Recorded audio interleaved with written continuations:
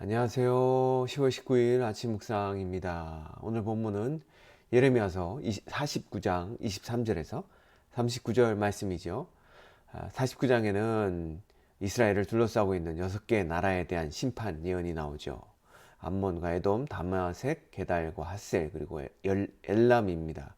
우리가 오늘 볼 본문은 다메섹, 게달, 핫셀, 그리고 엘람에 대한 신탁의 메시지이죠.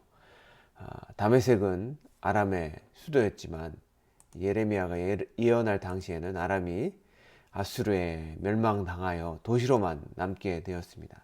이 다메섹은 아프리카와 아시아와 그리고 유럽을 잇는 아주 전략적인 교통의 요충지였습니다. 25절에 보면 이 다메섹을 가리켜 칭찬받는 성읍이다, 기쁨의 성읍이다 라는 표현으로 다메섹의 풍부함과 아름다움을 표현해 주고 있습니다. 그러나 그런 다메섹도 다른 아람의 주요 도시였던 하맛과 아르밧과 함께 23절에 보니까 평화를 잃어버릴 것이다 라고 얘기를 하고 있고요. 24절에 보면 해산하는 여인과 같이 그렇게 고통과 슬픔에 사로잡힐 것을 예언을 하고 있고요. 그리고 26절에 보면 청년들과 그 모든 군사가 멸절될 것이다 라고 얘기를 하면서 27절에 다메섹 성벽과 아람 왕 벤 하닷의 궁전이 불탈 것이다 라고 말합니다. 그리고 그러한 다메섹의 파멸은 26절에 여호와의 말씀이며 그 날에 심판의 날에 이루어질 것이라고 말을 하고 있죠.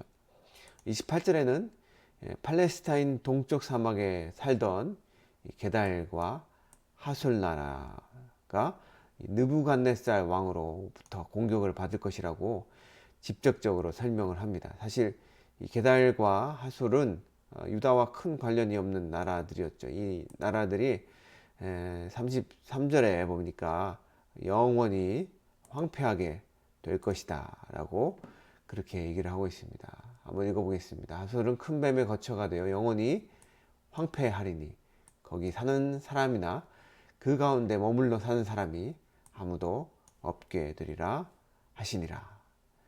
34절부터 39절까지는 예언한 시기가 시드기야 즉위했을 때로 바뀌고요. 엘람이라는 나라에 대한 그런 예언이 진행이 됩니다.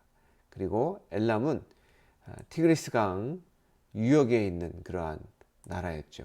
보시면 엘람이 여기 있고요. 이 티그리스 강 유역의 북쪽, 동북쪽에 위치해 있는 유다와는 멀리 떨어져 있는 그러한 나라 중에 하나였습니다. 역사적으로도 유다와 그렇게 큰 연관이 없었던 나라였죠.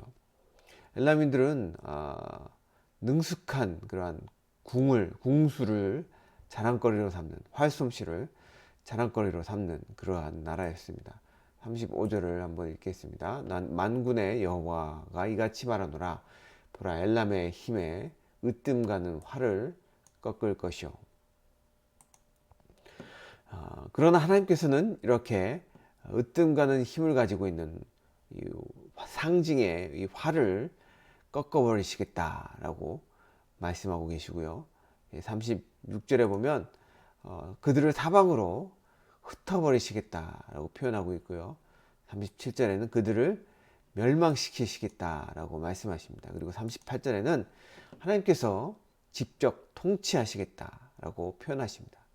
그러나 엘람의 예언은 모압 암몬과 같이 마지막 날에 다시 포로로 돌아오게 하시겠다라고 희망의 메시지로 끝을 내게 되죠.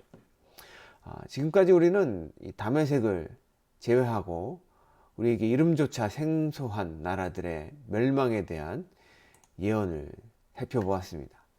오늘 본문을 읽고 있노라면 이 나라들의 멸망이 도대체 우리와 무슨 관련이 있는지 궁금해지기도 합니다. 왜 하나님께서는 전혀 들어본 적도 없는 나라들에 대한 신탁의 메시지를 들려주실까요? 아무리 생각을 해도 오늘 본문을 통해 들려주는 교훈은 단 하나 같습니다. 그것은 하나님께서 이 세상을 통치하신다는 것입니다. God is in control. 다메섹 같이 칭찬 일색의 풍요로운 도시도 하나님께서는 한순간에 파멸시키시는 분이신 것이죠. 또 엘람같이 강력한 군사력을 가지고 있는 나라도 바람에 흩날리듯 사방으로 흩어버리시는 하나님이시라는 것입니다. 다시 말해서 이 땅에서 아무리 부유하고 아무리 막강한 권력을 가지고 있고 큰 군사력을 가지고 있다고 한들 그러한 것들은 꽃과 풀같이 시들어버릴 것이고 심지어 하나님의 계획 속에 순식간에 파멸돼 버리는 그러한 유한한 것들임을 말씀을 통해 깨닫게 됩니다. 하나님의 심판은 또한 하달과 게달이라는 그러한 우리가 잘 알지 못하는 나라에도 임하듯 모든 것에 하나님의 심판이 임하는 것을 우리는 보게 됩니다. 사방 민족의 죄악을 내버려 두지 않으시며 그들을 철저히 심판하시며 그들을 흩으시는 하나님이시라는 것이죠. 그러나 그 하나님은 또한 다시 돌아오게 하시기로 작정하시면 쫓겨난 자가 가지 않는 나라가 없을 정도로 그렇게 흩어버린 엘람 같은 나라도 다시 모으시는 분이십니다. 하나님은 파멸하시며 세우시고 흩으시며 모으시고 뽑으시며 심으시는 분이십니다. 하나님은 멀리 세상 끝에까지 흩으실지라도 하나님 다시 모으시기로 작정하시면 얼마든지 그러한 자들을 모으실 수 있는 분이시라는 것이죠. 세상은 하나님의 그러한 역사 가운데 하나님의 계획 가운데 이루어지고 있다는 것입니다. 하나님은 하나님의 구원의 계획 속에 세상의 역사를 이끌어 가십니다. 미국은 모든 나쁜 것의 예외라고 그렇게 여겨졌던 아메리칸 익셉셔널리즘이라는 그러한 용어를 외치던 강력한 나라였습니다. 그런데 그러한 미국이 이 코비드-19로 인해 지금은 가장 많은 확진자와 사망자를 가진 오명을 가진 나라가 되었고요. 방문을 기피하는 나라가 되어버렸습니다. 여러분, 이 세상에서 영원한 권력과 제국은 존재하지 않습니다. 이 세상의 권력과 제국은 언젠가는 없어져 버리고 파멸돼 버린다는 것이죠. 이 세상에 예외가 되는 나라는 또한 없습니다.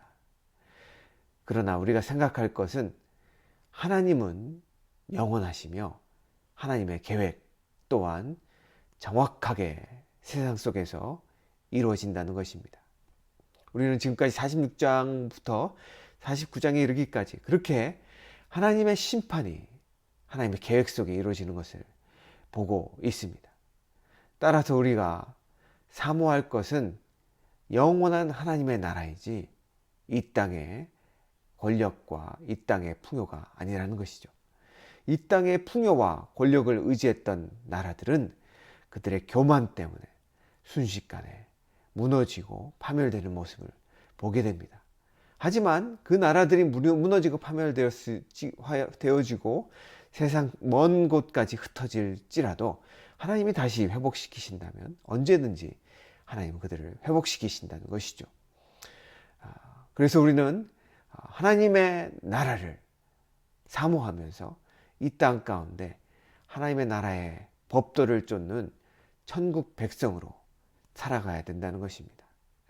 오늘 하나님의 주권을 생각하시며 하나님의 천국 백성으로 이 땅을 하나님의 이름을 영화롭게 하기로 결정하시고 그렇게 하나님을 위해서 살아가시는 클리프턴 성도님들이 되시기를 간절히 축원하며 기도합니다.